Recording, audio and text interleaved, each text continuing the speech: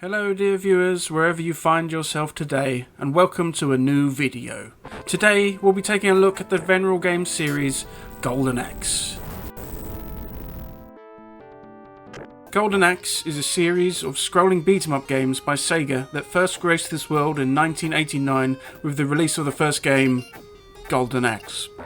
There are several spin-off games in the series such as Beast Rider, The Duel, etc, but we will be talking about the three mainline games of Golden Axe 1, 2 and 3, plus the arcade-only release, Golden Axe Revenge of Death Adder. I would say, dear viewers, this game series, especially the first game, had a profound impact on me as a computer gamer. The first device capable of video games my family purchased when I was a youngster was a Commodore 64 microcomputer. It was a wonderful thing, of course, with a tape deck and joysticks. You would connect it to the television and become enamoured by the colourful stripes of the game loading screen, waiting long periods in anticipation of what marvellous game we were about to play. This was indeed the case for the first Golden Axe. I remember first seeing it in the arcade as a youngster, marvelling at the graphics of the heroes knocking about evildoers and riding strange beasts while enacting esoteric spells to doom all those vile villains on the screen. We pleaded with my mother, that great ray of hope, laying out our case as to why we should take grasp of this marvellous title. She relented, and we purchased it for our C64, bringing home the fabled box of wonderment with its sword and sorcery-esque artwork on the front. We immediately pulled open the box and placed it into the cassette player. During the loading time, which was between 5 minutes and 2 days, we took hold of the manual and read it front to back. Then we had a sleep, woke up, had dinner, read a book, and finally the game had loaded. Or it had crashed, but you were too afraid to restart it lest it hadn't actually crashed and was slowly loading. You don't want to turn it off just in case. This was the loop of loading you could find yourself in. We took turns with our black and red joystick, traversing the levels with characters that all looked similar enough to the arcade to fill our hearts with joy. Back then, dear viewers, having your home system, no matter what it was, deliver something even remotely close to its namesake in the majestic arcades was an exhilarating experience. For what could be achieved graphically in the arcade was so much better than anything we could achieve at home. This made arcades all the more magical, which deserves its own video. Golden Axe 1 has a wonderful start menu. If you press start, you can play one-player arcade. You need to click the second controller for two-player. You can be a beginner, you can duel each other, and you can check the options. Life meter, excitement. Wonderful stuff. The first of the series was of course Golden Axe. It was released on the Sega Mega Drive and other home machines shortly after the arcade. The versions varied along with a number of players, but all brought joyous fun. The story of the first game, and generally throughout the series, was that the mythical Golden Axe must be recovered to save the land, usually from the evil Death Adder who was up to no good. You can select from 3 different heroes with whom to take evilry to task.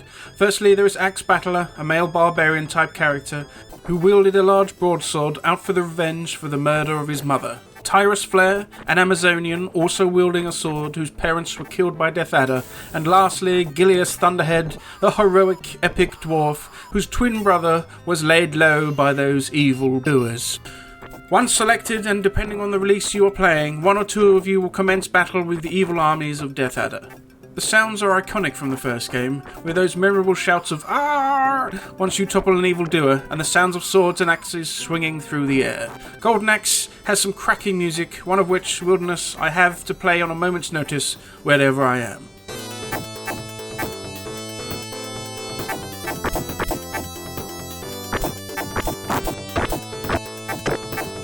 In many ways, Golden Axe is your typical scrolling beat-em-up, involving the movement of players from left to right across the screen while fighting the various baddies that are thrown at you. Each character swipes and pokes at the baddies with their preferred weapon, performing combos ending with bonks on the head, kicks, or a furious throw.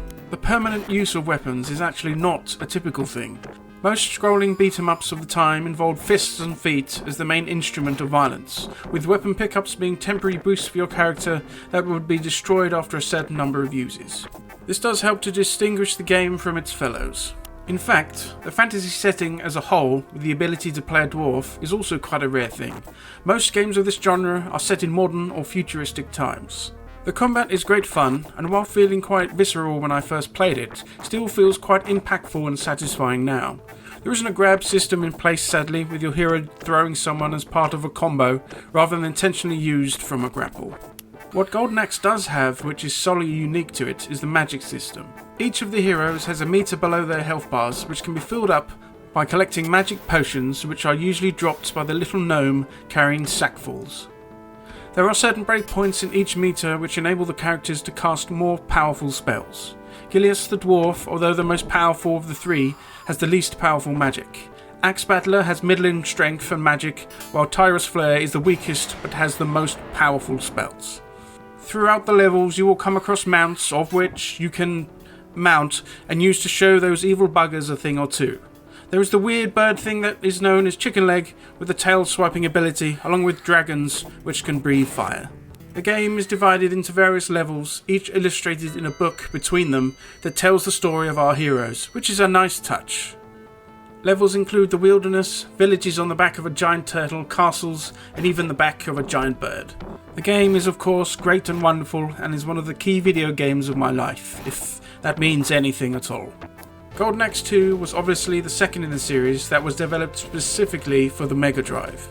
It features all the same characters from the first game with a similar story. This time though, the magical potions were instead replaced by magical tomes which could drop from weird little wizard dudes rather than the gnomes from the first game. The graphics didn't really feel as iconic as the originals, with some of the backgrounds not looking too particularly fantastical. The music was again not as iconic as the first game, and some of the sound effects were a bit naff, though the baddies dying sound is pretty hilarious. This was a useful enough addition to the series, which didn't do a lot to progress the genre. It is worth playing, especially with a friend, as always. Next up in the series was the arcade exclusive Golden Axe Revenge of Death Adder. While Golden Axe 2 was a decent enough title, this is what a Golden Axe sequel should be. The graphics are brilliant, the sprites are chunky and detailed, the music and sound are good, and the fighting is satisfying and fun. I guess with this being the arcade release specifically, it allowed Sega to really dial up everything about the game, and they certainly did. The magic is back to the little gnome dudes, with the heroes able to store up a lot more than the previous games. The magic itself looks meaty and detailed. Of the playable characters, which is quite an eclectic bunch, only Gilius Thunderhead is present from the previous games, and even then he rides on the back of a giant named Goa. Alongside them is another barbarian male named Sternblade, Dora, a female centaur with a gladiator's two-ended mace thing, and Trix, a little guy wielding a trident. Trix, interestingly, features magic that isn't your typical screen-wide damage, but rather he summons a group of fruit that, which picked up by the character, restores some of their health. In a game designed to take shiny coins from the players, the ability to restore health is quite a welcome one. The characters have combos and jumping attacks, along with charging attacks similar to the first games. When a baddie is in a stun state, the hero can mercilessly bash them into submission. There is even the fabled double team slam, which does a ridiculous amount of damage. Of course, the players are also able to ride mounts again, breathing fire and smacking stuff, but there are also siege weapons that can be taken control of. A catapult and a ballista, which is not something you see in the previous games. There is also branching paths, allowing good replay value, should you wish to face those no-good evildoers yet again. I would heartily recommend this to anyone who could find a way to play it. Sadly, while Golden Axe 1, 2 and 3 were all released as part of the Mega Drive collection on Steam and other platforms, I haven't yet been able to find Revenge of Death Adder. Hopefully that will change at some point in the future.